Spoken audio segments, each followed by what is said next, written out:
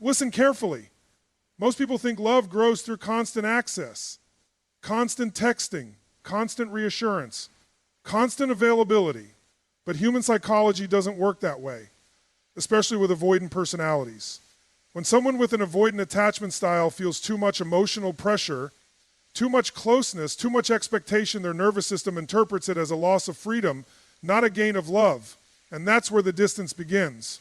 The more you chase, the more they retreat. The more you overgive, the less they value the connection. Not because you're unworthy, but because emotional tension disappears when mystery disappears. You cannot create attraction through emotional overexposure. Think about it. When your entire life revolves around another person, you unconsciously communicate. I need you to feel complete. That energy creates pressure. And pressure kills emotional safety for avoidance. Strong people do not cling. Strong people connect without losing themselves. The moment you abandon your mission, your growth, your standards, your emotional independence, the relationship becomes heavy instead of inspiring. And here's the truth, most people. Plea never hear. Avoidants are often attracted to emotional strength, but terrified of emotional dependency.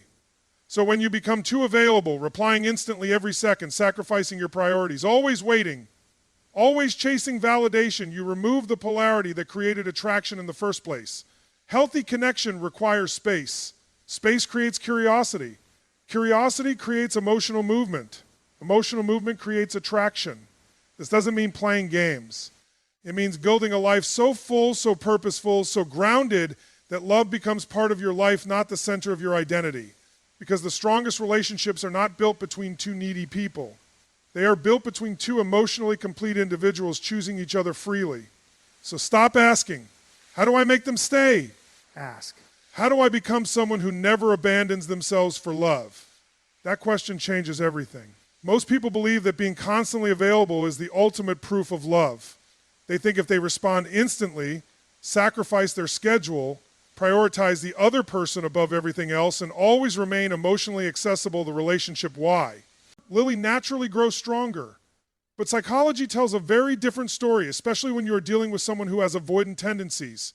What feels like love to you can feel like pressure to them. What feels like commitment to you can feel like emotional suffocation to them. And this is where so many relationships silently begin to break apart. Avoidant individuals value emotional independence more than most people realize. Deep down, many of them associate closeness with losing control, losing freedom, or being emotionally overwhelmed. So when another person becomes too available too quickly, their nervous system starts reacting defensively. They may not even understand why they suddenly feel distant. They just know something feels heavy, something feels demanding, something feels emotionally intense. And instead of moving closer, they instinctively create space. The mistake most people make is believing that more effort always creates more connection. So when they sense distance, they double the texting. They increase the attention. They become even more emotionally available. But the more pressure they apply, the more the avoidant person feels the need to escape. It becomes a cycle where one person chases harder while the other retreats further. Think about how attraction often begins. In the early stages, both people have their own lives, goals, priorities, and emotional rhythm. There is curiosity, there is uncertainty, there is space to wonder about each other. But when one person suddenly becomes fully consumed by the relationship, that energy changes completely. The dynamic becomes emotionally unbalanced. If every moment of your day revolves around another person, you unconsciously communicate dependency. You send the message that your emotional state depends on their attention, their replies, their validation, and their presence. That creates pressure because now the relationship no longer feels free. It starts feeling like responsibility. And for avoidance, responsibility in relationships often triggers fear rather than comfort. This is why emotional availability without boundaries can actually weaken attraction. Healthy love is not about abandoning yourself. It is not about making another person your entire identity. Real connection happens when two people come together while still maintaining their individuality, purpose, and emotion. Now stability. When someone sees that you still have goals, standards, discipline, friendships, passions, and a life outside the relationship, your presence feels lighter. It feels healthy. It feels inspiring instead of overwhelming. But when your entire world begins orbiting around them, they start feeling emotionally trapped, even if you never intended to create that feeling. And here is something important to understand. Avoidants are often highly sensitive to emotional expectations. Even small actions can feel emotionally loaded to them. Constant check-ins, endless reassurance seeking, or always needing immediate responses can slowly create tension. They begin to associate the relationship with pressure instead of peace. The irony is that the more someone fears losing the relationship, the more tightly they hold on. But tight emotional control rarely creates closeness. In fact, it usually destroys the freedom that intimacy requires to grow naturally. Strong relationships are built on emotional confidence, not emotional desperation. Confidence says, I care about you deeply, but I also value myself. Desperation says, I need your constant attention to feel secure.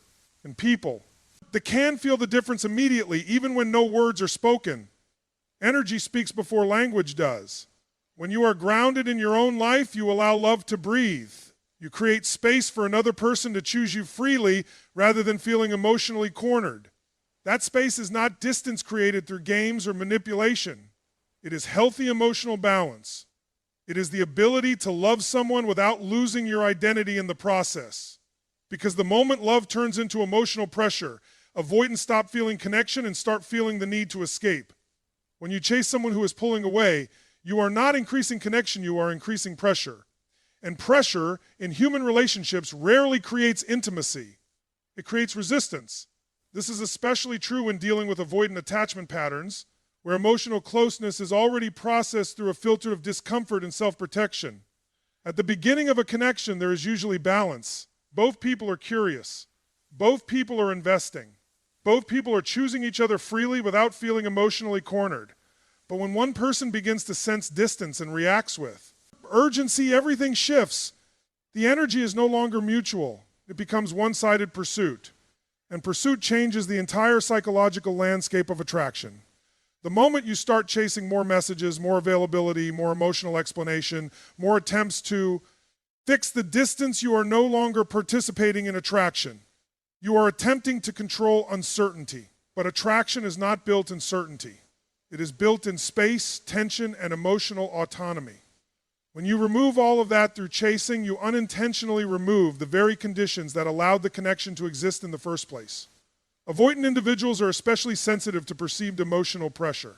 When they feel someone leaning too heavily on them for validation or closeness, their instinct is not to move closer, it is to step back.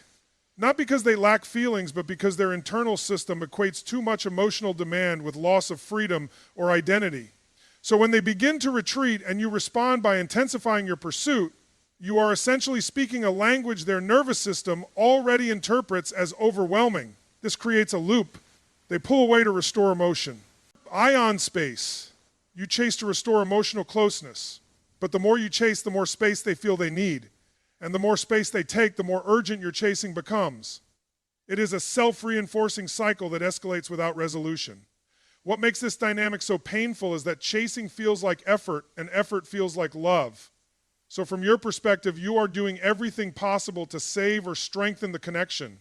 But from the avoidant perspective, the experience can feel like emotional invasion or loss of autonomy. Two completely different interpretations of the same behavior. Chasing also shifts your internal state. It quietly moves you from emotional groundedness into emotional dependence. You start monitoring responses, timing, tone, and availability. Your attention narrows. Your emotional stability becomes linked to external behavior. And when your inner world becomes reactive instead of centered, you unconsciously change the energy you bring into every interaction. That shift is crucial because attraction is deeply sensitive to emotional state. People are not only responding to what you do, they are responding to how internally stable you are while. I'm doing it. When you chase, your energy often communicates urgency. And urgency signals lack of abundance, lack of options, and lack of self-contained emotional fulfillment. That energy rarely feels attractive over time. The paradox is that stepping back slightly often creates more movement than chasing harder ever could. Not as a tactic, but as a restoration of balance. When one person stops over-investing, the dynamic is no longer compressed. Space returns, and with space comes clarity. The other person is no longer reacting to pressure, so they are more able to feel their genuine emotions without resistance. But most people struggle to do this because chasing is emotionally addictive. It gives the illusion of control. If you just say the right thing, send one more message, explain yourself better, or show more care, Maybe the outcome will change. But relationships do not stabilize under emotional pressure, they stabilize under emotional clarity. When you chase, you unintentionally communicate that your sense of worth is tied to their response. And that removes polarity. Attraction needs polarity, difference in emotional positioning, not imbalance through desperation. Without Page or Itality, there is no spark, only obligation. The hardest truth is that chasing does not bring someone closer, it reveals how far they are willing to come on their own. And that distinction changes everything about how you move forward. Emotional independence is one of the most underestimated forces in attraction, yet it quietly determines the quality, depth, and stability of almost every relationship. When someone is emotionally independent, they are not looking for another person to complete them, stabilize them, or define their sense of worth. Instead, they enter relationships from a place of fullness, not emptiness. And that distinction changes everything about how they are perceived and how they experience connection. At a psychological level, humans are drawn to stability, not just financial or physical stability, but emotional stability. When someone carries themselves with a sense of internal grounding, where their mood, identity, and direction are not constantly shifting based on another person's behavior, they create a calming effect in relationships. That calmness is attractive because it feels safe. It feels predictable in the healthiest sense. It feels like something that, T can be trusted. Now contrast that with emotional dependence. When someone becomes overly reliant on another person for validation, reassurance, or emotional regulation, the dynamic changes. The relationship becomes a source of pressure rather than connection. Every message, every delay in response, every small shift in tone begins to carry emotional weight. Instead of experiencing the relationship as a space of freedom, it becomes a space of monitoring and interpretation. For individuals with avoidant tendencies, emotional independence in a partner is especially powerful. Avoidant individuals often struggle with feeling emotionally engulfed or overwhelmed when relationships become too intense or too consuming. So when they encounter someone who is grounded in their own life, someone who has purpose, direction, and emotional self-regulation, it reduces the internal pressure they feel. They do not sense that the relationship will consume their autonomy because the other person is clearly not operating from a place of neediness. This creates a very different kind of attraction. Instead of feeling pulled in by urgency or obligation, they feel drawn in by curiosity and respect. They begin to see the relationship as something that enhances their life rather than something that demands constant emotional output. And when the nervous system is not in a defensive state, connection becomes far more possible. Emotional independence also protects self-respect. When your sense of worth is not tied to another person's attention, you naturally behave differently. You do not chase validation. You do not over-explain yourself to maintain connection. You do not compromise your identity just to keep someone close. Instead, you remain anchored in your own standards. And that anchoring communicates strength, even without words. This does not mean detachment or emotional coldness. Emotional independence still allows deep care, affection, and investment. The difference is that your emotional center does not collapse when the other person pulls away or becomes inconsistent.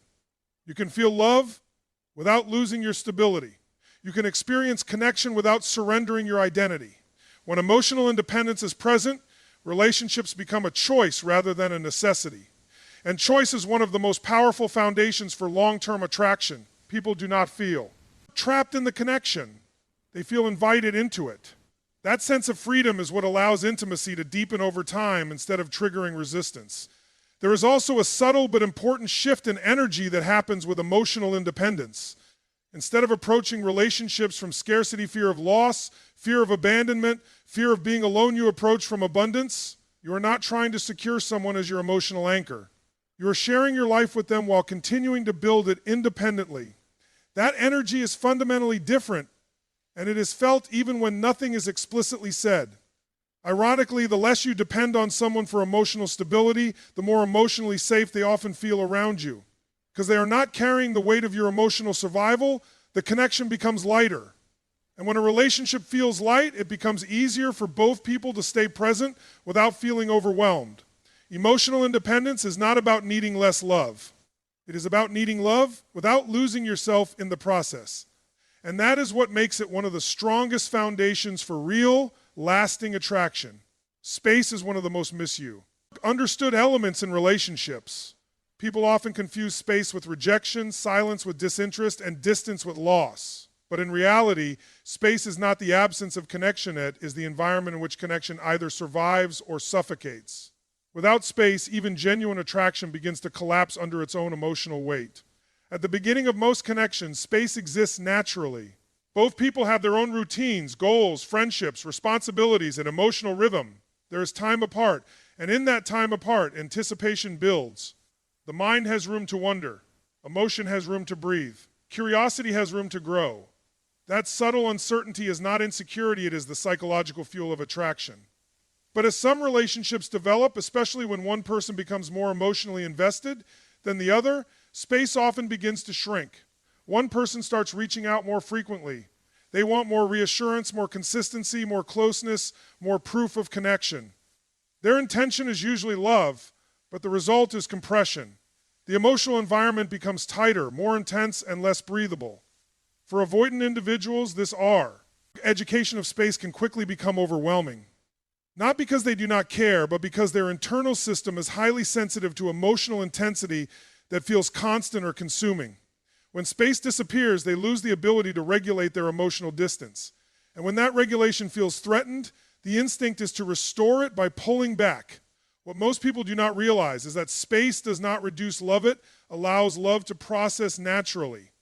Without space, there is no perspective. Without perspective, every interaction becomes amplified. A delayed response feels like rejection. A busy day feels like abandonment. A quiet moment feels like disconnection. But with space, the emotional system has time to recalibrate. It can distinguish between real threats and normal life rhythms. Space also plays a critical role in maintaining identity. In relationships where space disappears, people begin to merge emotionally. Their thoughts become consumed by the other person. Their attention narrows. Their internal world starts revolving around the relationship rather than existing alongside it. This creates emotional dependence, even if it is not consciously recognized. When emotional space is present, however, identity remains intact. Each person continues to grow individually. They continue to experience life outside the relationship. And when they return to the connection, they bring energy, perspective, and emotional freshness instead of depletion or anxiety. This is what keeps relationships alive over time. Attraction itself is deeply connected to space. Not in the sense of playing games or intentionally withdrawing, but in the natural rhythm of availability and independence. When everything is always accessible, the mind stops valuing it in the same way. But when there is a healthy rhythm of presence and absence, appreciation increases. The connection feels alive because it is not static. Avoidants in particular respond strongly to this rhythm.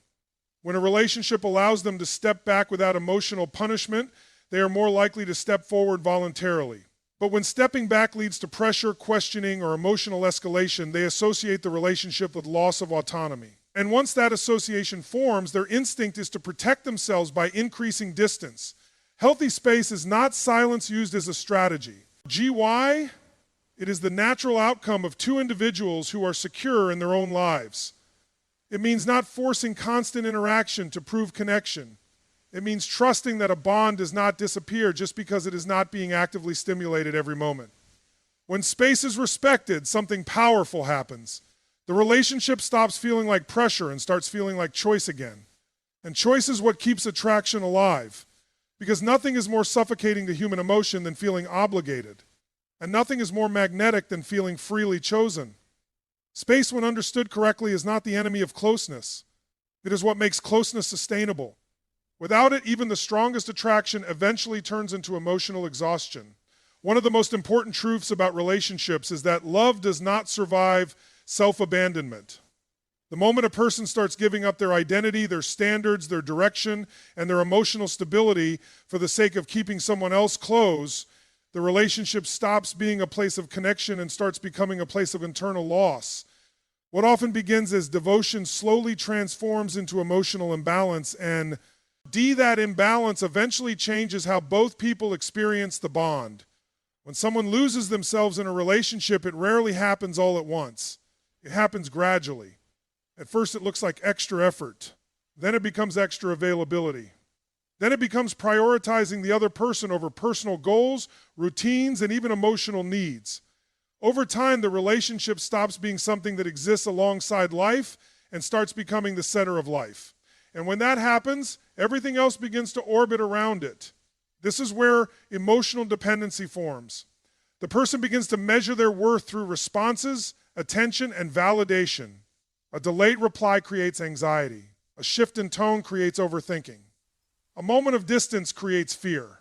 Their emotional state is no longer self-regulated is externally regulated. And when someone's internal stability depends on external behavior, they lose their emotional grounding. From the outside, this often feels like love. The person may believe they are simply deeply invested. But investment without self-respect becomes self-abandonment. And self-abandonment is not attractive, it is heavy. It creates pressure in the right. Relationship because the other person unconsciously feels responsible for emotional stability that they did not create. For avoidant individuals, this dynamic becomes even more intense. When they sense that someone has fully merged their identity into the relationship, it can feel overwhelming. Not because they do not care, but because the emotional weight becomes too concentrated. Instead of experiencing the relationship as two separate lives choosing to connect, it starts to feel like one life depending on the other for emotional survival. And that kind of pressure often triggers withdrawal. Strong relationships are built on two complete individuals. Not half a person trying to be completed by another half, but two full people choosing to share their lives. When both individuals maintain their own identity goals, passions, friendships, discipline, emotional regulation, the relationship becomes a space of addition, not compensation. It adds to life instead of replacing life. Self-respect is the foundation that keeps this balance intact. When someone has self-respect, they naturally maintain boundaries. They do not tolerate inconsistency that damages their emotional well-being. Pi do not overinvest in situations that are not reciprocated. They do not chase connection at the cost of their dignity.